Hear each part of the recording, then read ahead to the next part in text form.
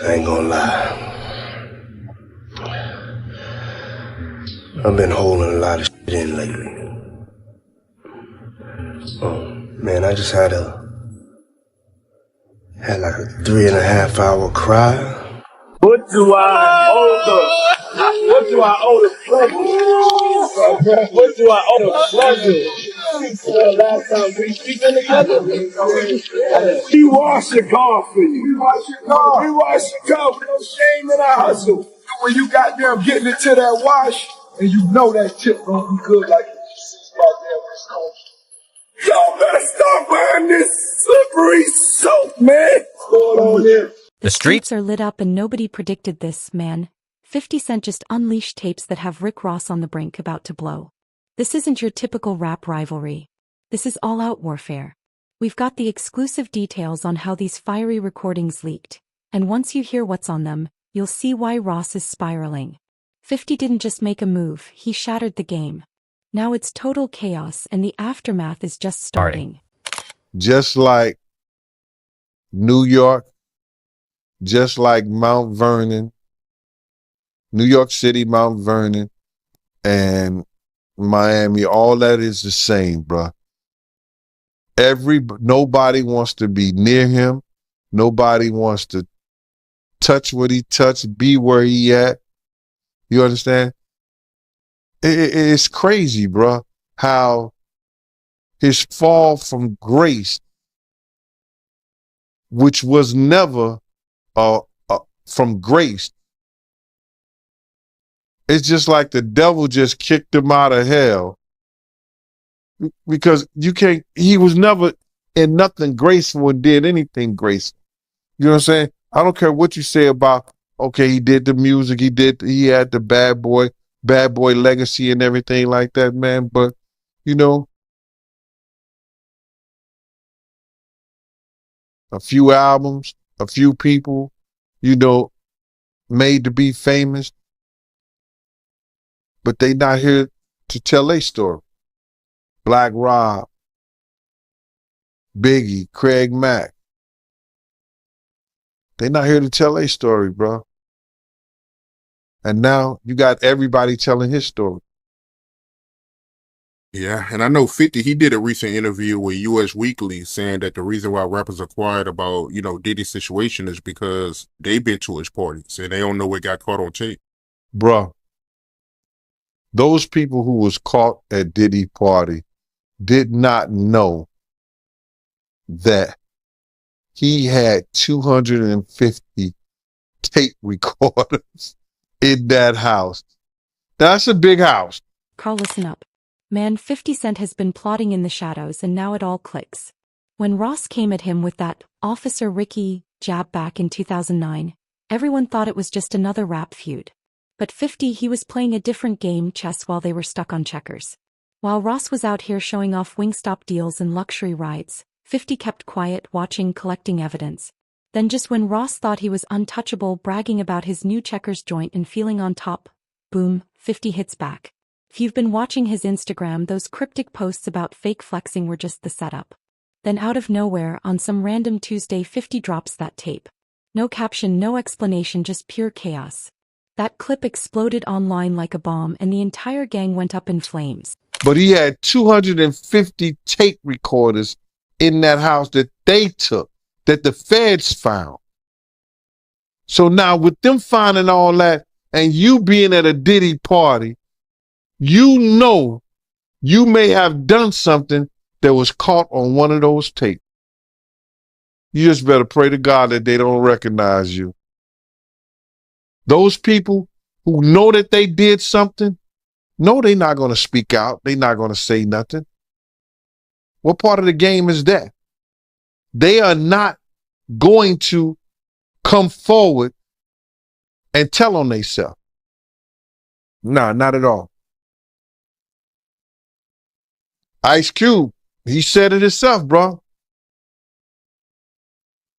He said that Diddy's been targeted because of what he said about those folks and those people.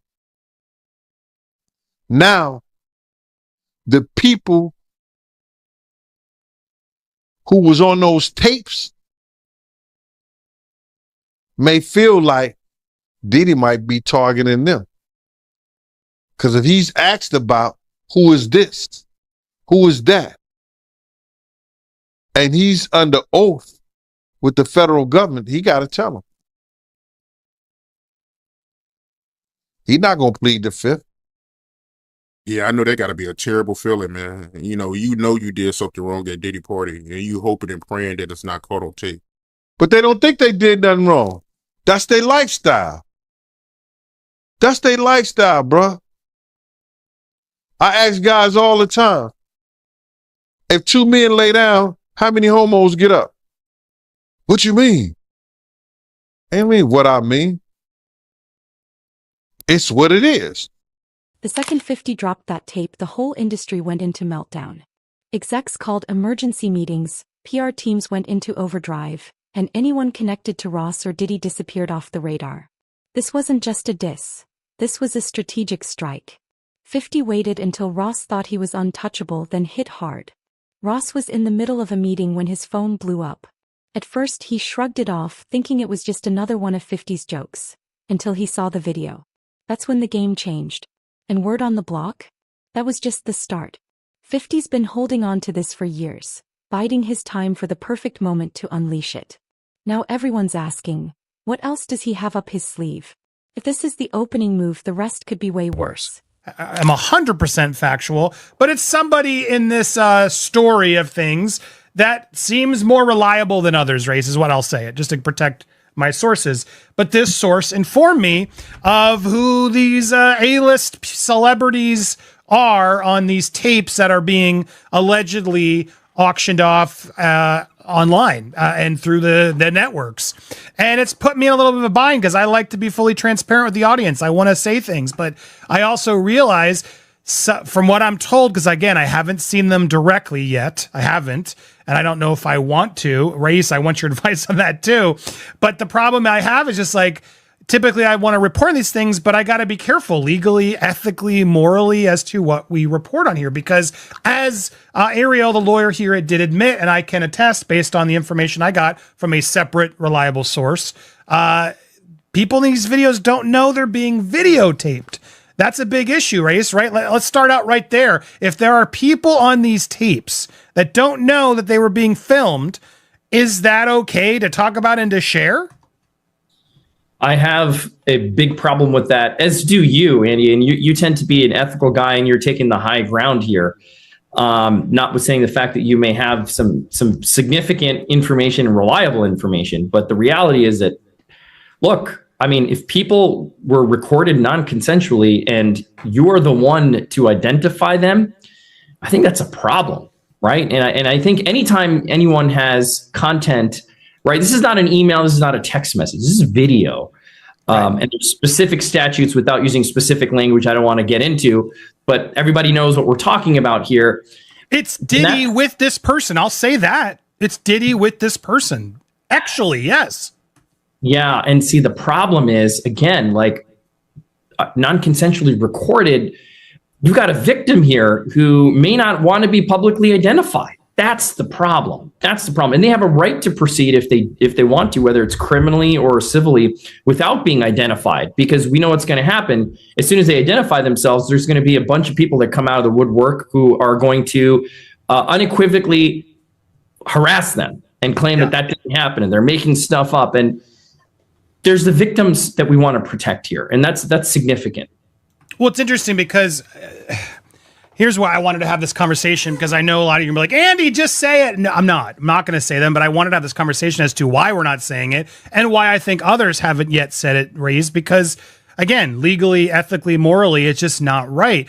Now, there's an argument I've had with people who are like, well, they knew what they were doing with Diddy.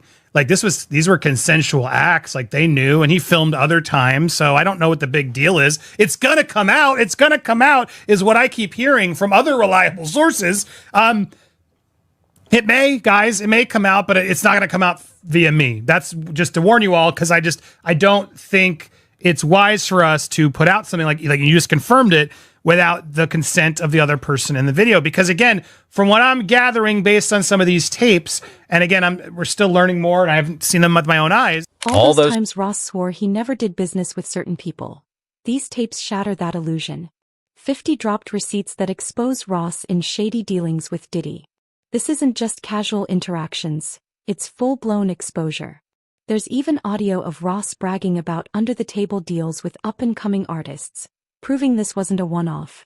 Industry insiders are saying this kind of footage could end someone's career. What's really got people rattled is how it connects to long-running rumors about Ross' early days. These tapes tell a whole new story, one that completely flips everything Ross has been claiming. Isn't it weird that the government was so interested in Diddy's baby oil that they took 1,000 bottles away from his house? If the government took 1,000 bottles of baby oil and somebody had things what appeared to be baby oil, and then you have to listen to the prosecutor. He said that they seized 1,000 bottles what allegedly to be baby oil. Allegedly to be baby oil. So that's telling people that it wasn't baby oil. And people think that that was baby oil, they out their mind. I don't believe it was baby oil. Yo, bro, when they went up in there, they knew what they was going to find. They knew what was ever in that baby oil or that those bottles that appeared to be baby oil, they knew about that at first. You got to realize 9 times out of 10, that individual that got caught at the airport, that was supposed to be their carrier, told them what they was doing and what they had. I wouldn't put him past that he told them everything. So when they went up in there, they knew they had to take whatever was out there, and that thing that appeared to be baby oil, they took that. They got to test every last one of them. Let's see how much, let's see how many of those come back to be baby oil. Bro, listen to me. Costco don't sell that much baby oil. Where you know sell that much baby oil?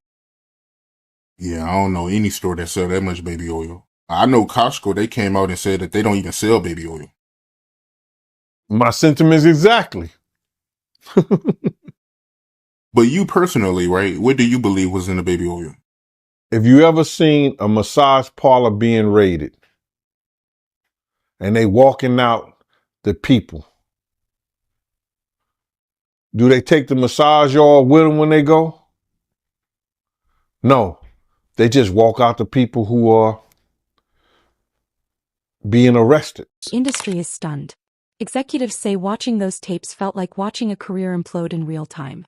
Ross' team scrambled into emergency meetings, wondering how many more bombs 50 had waiting to drop.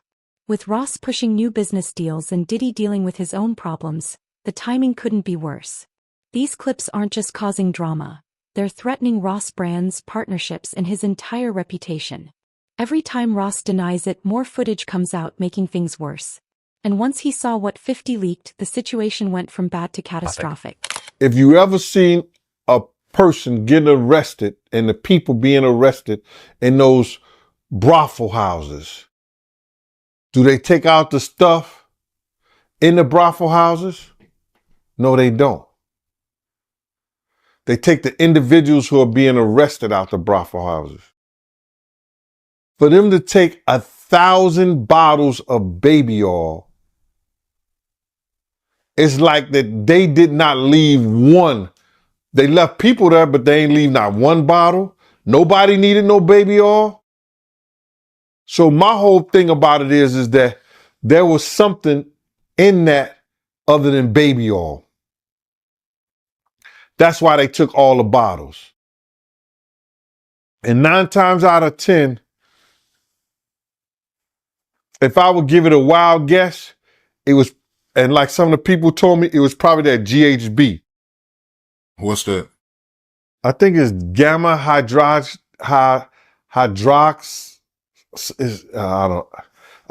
I looked it up, bro. Let me see. See if I can find it. I know this is this is just showing everything like that, but oh no. Let me, yo, somebody tap dance or sing or do something, you know what I'm saying, while I'm doing this. Oh, here it go right here. It's gamma hydroxy butyric. What is it effect on the body? It's a euphoria, drowsiness, decreased anxiety, and memory impairment. It works on the nervous system and gives you this feeling of euphoria. So they take that and rubbed it on her, and you forget who you are, what you're doing. It can also give you memory loss, drowsiness, and that's under the DEA, the Drug Enforcement Administration.gov. When those 3 a.m. notifications came through, no one was prepared. Ross lost it, going off in a 15-minute Instagram rant filled with threats that sent his PR team into a panic. He wasn't denying the tapes anymore. He was threatening 50's life, looking exhausted and out of control. Everything unraveled quickly. He sent voice memos telling people not to share the video, dropped old skeletons, and even went live, airing out names and addresses, including 50's and his family's. That's when people started distancing themselves. His team rushed to put out statements, but Ross kept undermining them, leaving even his closest allies begging him to log off before he destroyed everything.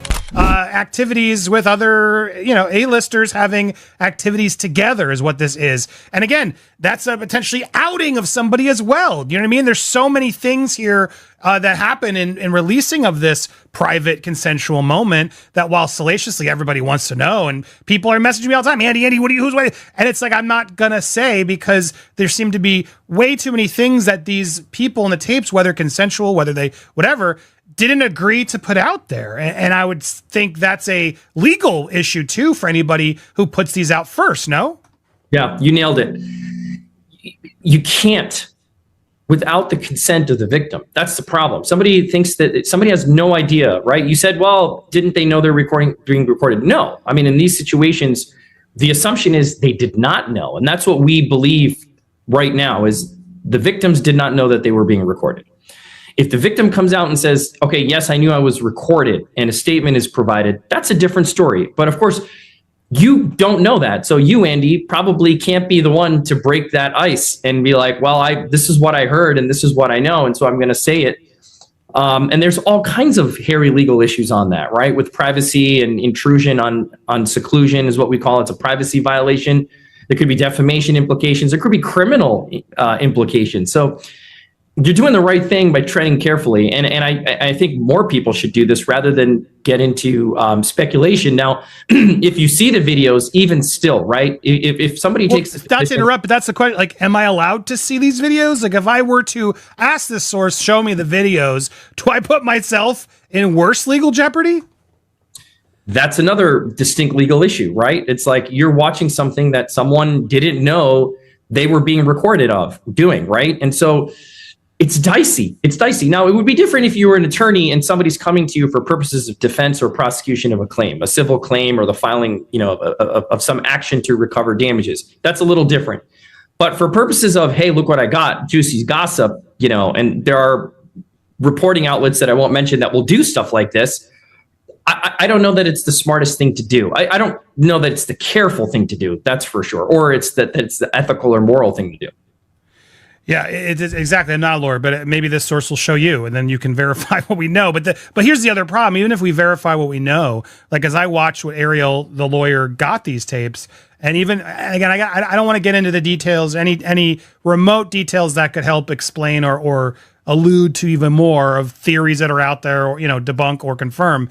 But I will say, hearing what I heard, which again isn't confirmation, but hearing what I heard, it makes me dislike what Ariel's doing even more, because I think there are going to be people out there, if this information does get out in some way, that are going to deny that these people are victims, that they're going to try to say, oh no, they're just consensually thing and they were hiding this affair and yada, yada, yada. And I don't see it that way personally. I mean, and granted, I haven't seen or know, like this isn't somebody involved from what I've gathered in these tapes of them, doing it to others in a way, criminally, like we've heard in some of these suits. This is just, it almost feels like, again, if it's real, like blackmail material that Diddy keeps to sort of hold over these people's heads.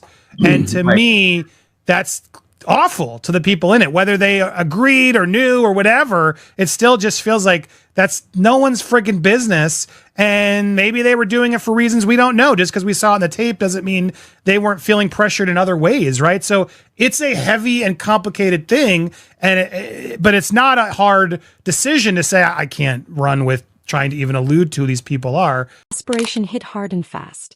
Ross' team tried using copyright claims to wipe the tapes off the internet, but 50 had already flooded every corner of it. Ross even offered millions to find out who filmed him.